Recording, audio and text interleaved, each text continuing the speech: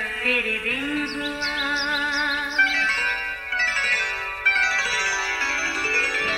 नया फिर दिन हुआ, पुरानी रात का करे सो शुक्र हम खुदा की जात का, खुदा की जात का नया फिर दिन हुआ।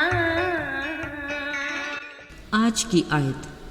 तब अगर मेरे लोग जो मेरे नाम से कहलाते हैं खाकसार बनकर दुआ करें और मेरे दीदार के तालिब हों और अपनी बुरी राहों से बाज आएं, तो आसमान पर से सुनकर उनके गुनाह मुआफ़ करूँगा और उनके मुल्क को बहाल करूँगा। दूसरी तवारीख 7वां बाब 14वीं आयत।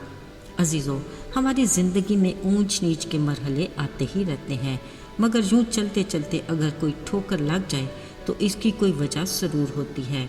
बिलाशुबा ठोकर हमारे लिए गोया एक वार्निंग है जिसमें हमारी ही बेहतरी है। बाज़ औक़ात ऐसे ही ज़िंदगी बड़े सुकून से खुशहाली की डगर पर रवां दवा होती है तो अचानक से कोई रुकावट आ जाती है जो हमारे लिए मायूसी का बायस बनती है। मसलन सेहत की बदहाली, माली बदहाली, काम कारोबार में बदहाली और ओहदे से बरतरफी वगैरह।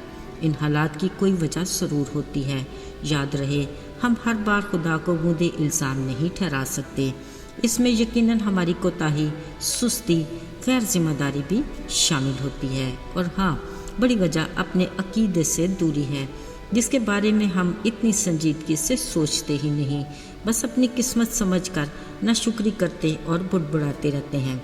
अजीज़ों, याद रहे, हमारी ज़िंदगी का मालिक खाली खुदा पांसे का खुदा नहीं जो हमें खुशहाली अता करता है।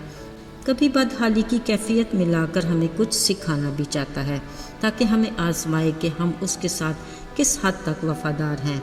ऐसी हालत में ज़बूर नवीस कहता है, आए हमारी निजात देने वाले खुदा, हमको बहाल कर और अपने गज़ब से हमको दूर रख। अजीज़ों, बहाली का मतलब है अपनी नॉर्मल हालत में वापस आना, बिगड़ी सूरत का वापस बहाली में होना।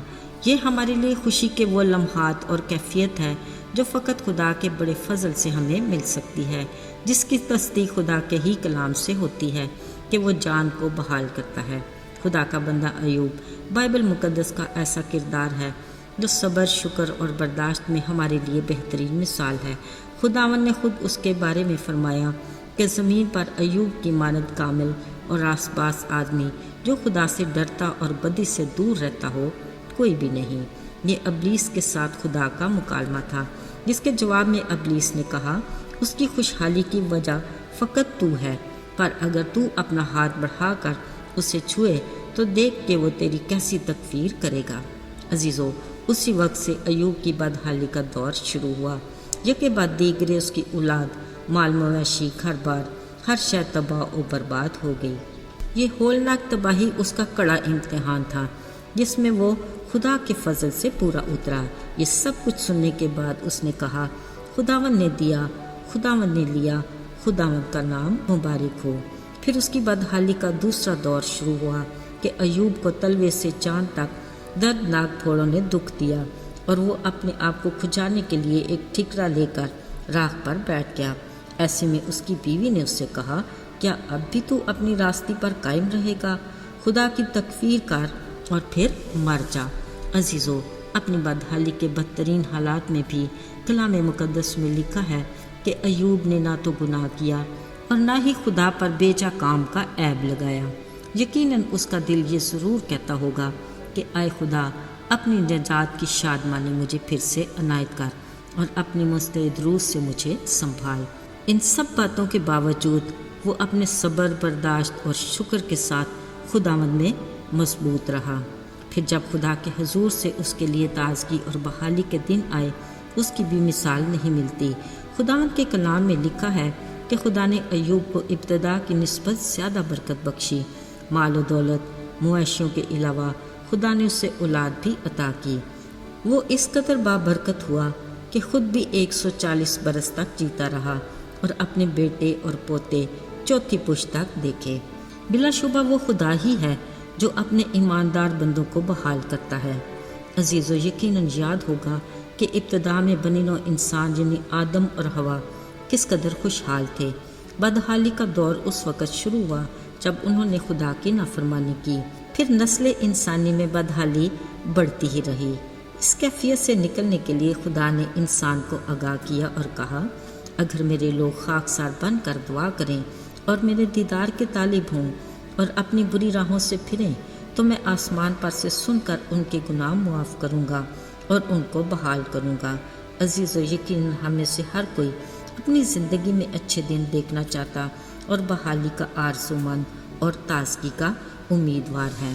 साथियों, अगर हम अपनी जिस्मानी और रूहानी ज़िंदगी में बदहाली के दौर से गुज़र रहे हैं तो घबराइए नहीं।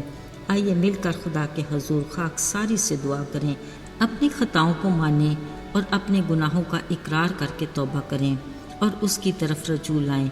तो मेहरबान बाप यकीनन हमारे गुनाह मुआफ़ करके हमें फिर से बहाल करेगा। याद रहे, उसकी निगाह अपने मांगने वालों की तरफ लगी रहती हैं और उसके हाथ मदद के लिए पुकारने वालों की तरफ बढ़े रहते हैं। ये उसकी दावत आम है कि आए मेहनत उठाने वालों और बोझ से दबे लोगों, मेरे पास आओ, मैं तुम्हें आराम दूंगा। मेरा जुआ उठा लो और मुझसे सीखो, क्योंकि मैं हलीम हूँ और दिल का फरोतन, तो तुम्हारी जानें आराम पाएंगी। आइए ज़बूर नवीस के साथ मिलकर खुदा बाप से इल्तिजा करें कि आए खुदावन, अपने चेहरे को हम पर चलवा कर फरमा, तो हम बहाल होंगे।